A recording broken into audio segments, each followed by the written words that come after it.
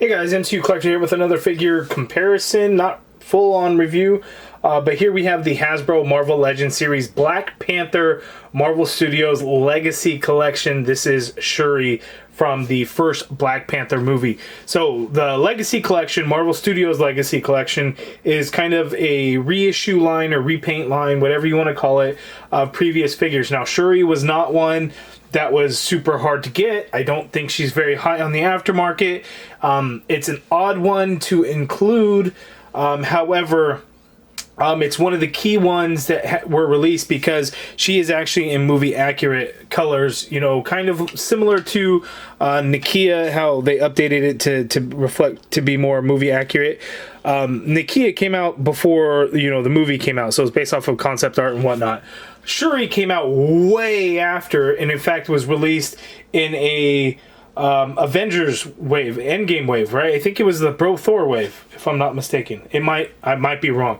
Maybe it was the Hulk Build-A-Figure wave. But anyway, she came out way after, and it made, you know, no sense why she wouldn't really be, movie accurate. But in Avengers Endgame, it was the final battle. It was at night. It was dark. You couldn't really tell exactly the coloring of her costume. But so I think this one is actually probably pretty accurate to Avengers Endgame, even though that figure was listed as a Black Panther movie figure because it had the Black Panther logo, not like the Avengers Infinity War or Endgame. Couldn't be Infinity War. She didn't wear this in Infinity War.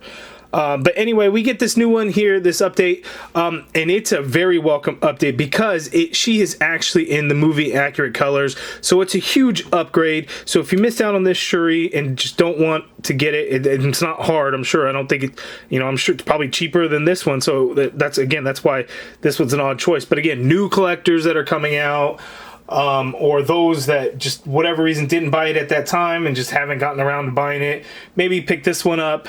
If you watch my previous video over the Nakia one, I talk about the price and whatnot, so I'm not going to do that here. We're just going to get into the figure, talk about the differences between the two. I won't go over articulation or anything like that. I will link my first original video of this review, so you can check it out if you want. But anyway, here we have the Black Panther movie logo there, Legend Series. Up at the top, we get a Black Panther logo. In the corner, it actually says the Marvel Studios Legacy Collection. Side artwork of Shuri looking very cool, and you can see the coloring of her costume matches the figure this time around. We hit that artwork there on the back. The bio reads, Shuri, the mastermind behind some of Wakanda's most advanced technologies. Shuri designs and distributes vibranium-powered gear to Wakanda's greatest warriors and allies. That's a pretty good bio. So Amazon has started to ship these out. Canada has gotten them. As far as I know, no other retailers or anything like that. These are going to be in stores. The Legacy Collection is going to be a full line. The Black Panther helmet is getting re-released with, the more of a purple color instead of blue, so I'm debating on whether or not I want to upgrade my helmet. And then basic figures and things like that will be popping up in store. So Black Panther is the first movie to do it. When it was first announced, they said they will continue with other movies and things like that, so we don't know which ones we'll see from the MCU, but Black Panther is the first, and I'm sure it's because Wakanda Forever is coming out this year, so it's likely going to tie in to a sequel that's going to be coming out and whatnot. But let's hurry up and get Shuri out of the box. Okay, so here is the Shuri figure out of the package, and I'm really liking this this newer version because it's colorful. There's actually some color to the suit as opposed to super dark brown, just gray with a little bit of black and brown. We get some nice blue, some yellow, some browns in here. Just looks so much better. And then the skin tone update, it really changes it up quite a bit. But really awesome upgrade to this figure. So we are going to get in for a closer look at the figure, and we'll talk about the differences. Here we go. Okay, so for starters, here's definitely going to be one key difference between the accessories. So she comes with two of these Panther blasters, I guess. They're the same mold that we had previously gotten, but there was no paint. They were just all black with a little bit of light blue that was kind of coming out. We get a little bit of a darker blue energy effect there.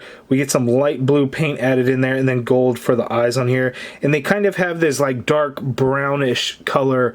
I don't know if that's just because of the lighting that I have that I'm seeing it that way. I'm not sure how it's coming off in the video, but that is a key change up. And then she does come with two The original one did come with 2 again, but there is more paint detail added to these, which is great. Now looking at the figure itself, let's take a look at the 2 different head sculpts side by side, and you can see the difference. Again, skin tone is the biggest difference maker, and then a little bit of difference in her makeup. So here, I'm trying to look through the viewfinder, might give me a little bit of a closer look at it. Her eye shadow looks to be kind of a bluish or purple color on the new one, whereas the other one had kind of a turquoise, very light blue.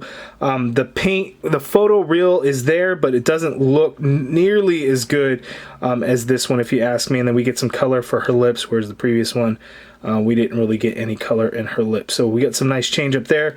Looking at her hair, it was just black with some brown paint in there on the original one. Now look at her hair.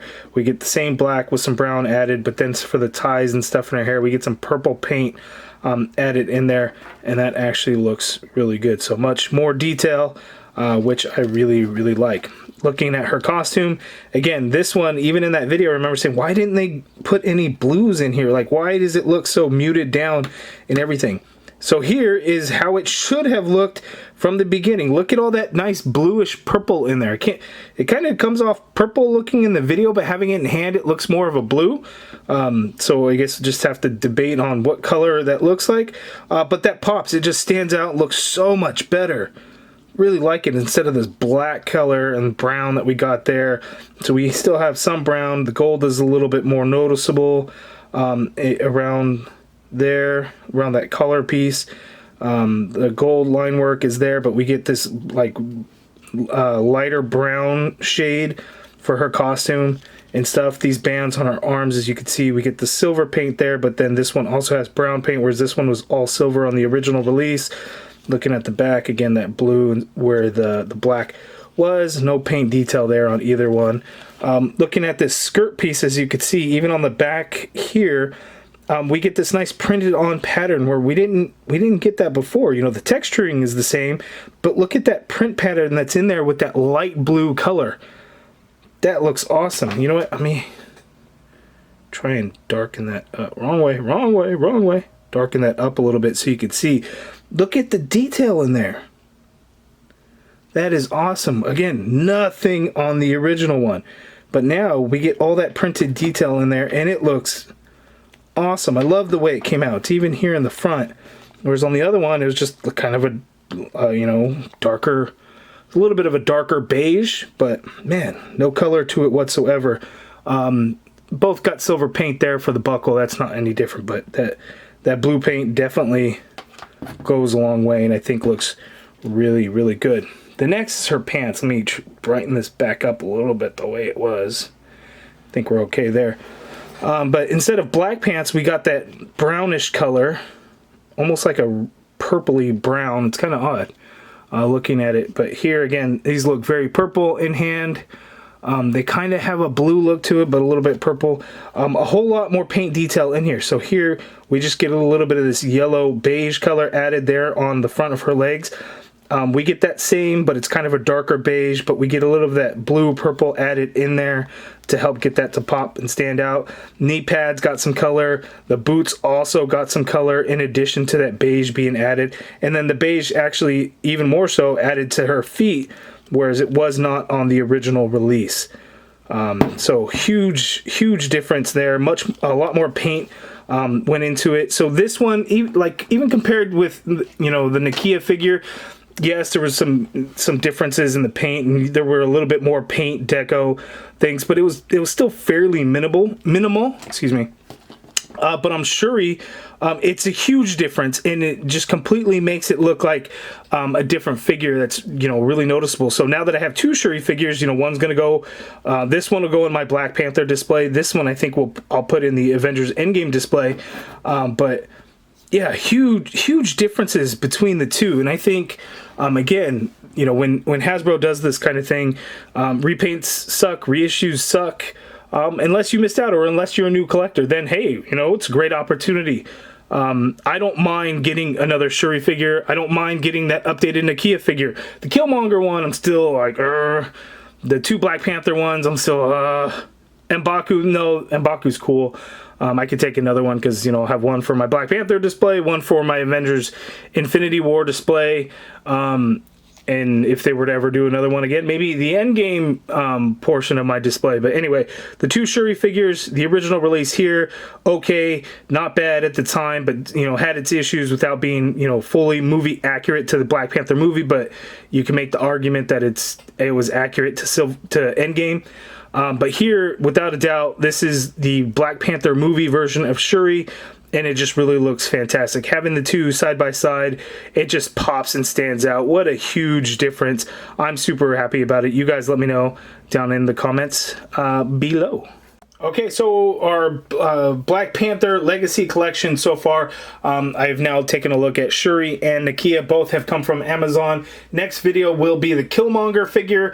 The Black Panther regular release has not come out from Amazon yet. The M'Baku Target exclusive figure could pop up at any moment this month at Target stores, possibly online. No word whatsoever on Black Panther. However, I'm hearing Walmart CollectorCon is happening next week, so I would imagine that Black Panther figure will go up for order and likely be in stock next week. So I would take a look at that. And then the worst part about that, it's going to happen during Comic-Con. Like, that's horrible timing, right? But be on the lookout for that. But in the meantime, in this video, you guys let me know your thoughts on the Shuri and Nakia figures. I know a lot of you guys are passing, and that's fine. They're repaints. You don't have to pick them up. It's okay. But if you missed out, or you want some new updates to your figures, or if you're new to collecting, this is an awesome opportunity, I think. But you guys let me know down in the comments below what you're going to do. Picking them up, passing, looking forward to them, not looking forward to them. Let me know in the comments below. If you guys like this video, please do me a favor and hit that thumbs up button. Subscribe if you haven't already done so. And as always, thank you for watching.